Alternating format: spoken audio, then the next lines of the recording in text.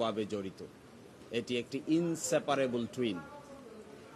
দেশে দেশের বাইরে বাংলাদেশের নাগরিকরা জামায়াতে ইসলামের প্রতি অনেক আশা এবং আকাঙ্ক্ষা করে। ডেমোক্রেটিক প্রসেসে বাংলাদেশ জামায়াতে ইসলামীর রাজনৈতিক যে নিবন্ধন ছিল ইলেকশন কমিশনে, সেটি গণতান্ত্রিক উপায়ে ক্যান্সেল করা হয় নাই। তড়িঘড়ি করে ইলেকশন কমিশনের সামনে দরখাস্ত পেন্ডিং থাকা অবস্থায় আদালত মেজরিটির ভিত্তিতে এই রেজিস্ট্রেশনটাকে ক্যান্সেল করেছে। এর বিরুদ্ধে আমরা আপিল করেছিলাম।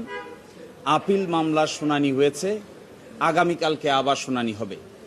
আজকে শুনানিতে মূল কথাটা যেটি এসেছে তার প্রথম ছিল যে প্রক্রিয়ায় আমাদের হাইকোর্ট বিভাগ এই নিবন্ধন ক্যান্সেল করেছে, বাতিল করেছে, এই প্রক্রিয়াটি মূলত ইলেকশন কমিশনের সামনে বিচারাধীন ছিল, বিবেচনাধীন ছিল।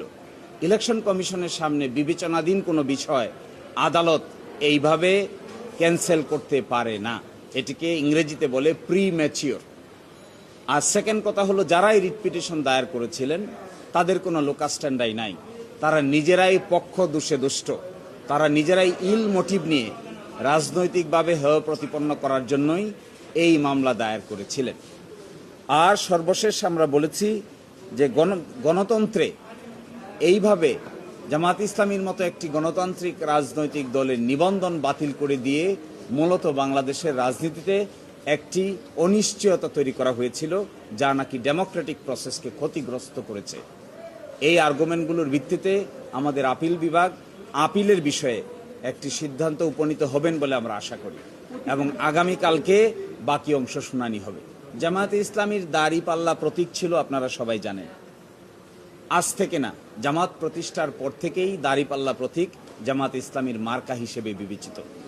বাংলাদেশের সকল সংসদীয় নির্বাচনে জামায়াতে ইসলামী দাড়িপাল্লা প্রতীক নিয়েই অংশগ্রহণ করেছে এবং সবসময় সংসদে আসন সংখ্যা নিশ্চিত করে সরকারেও অংশগ্রহণ করেছে এই দাড়িপাল্লা প্রতীক নিয়ে।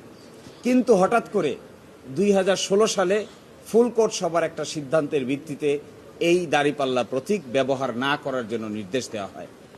আমরা সেটিও আদালতে তুলেছিলাম। আজকে সেটির উপরে আংশিক শুনানি হয়েছে। এই প্রতীক সংক্রান্ত বিষয়ে আগামীকালকে সকাল 9টায় 1 নম্বর আইটেম হিসেবে শুনানি হবে। এরই মধ্যে আমরা চিন্তা ভাবনা করে আগামীকালকে আদালতের সামনে আমাদের বক্তব্য উপস্থাপন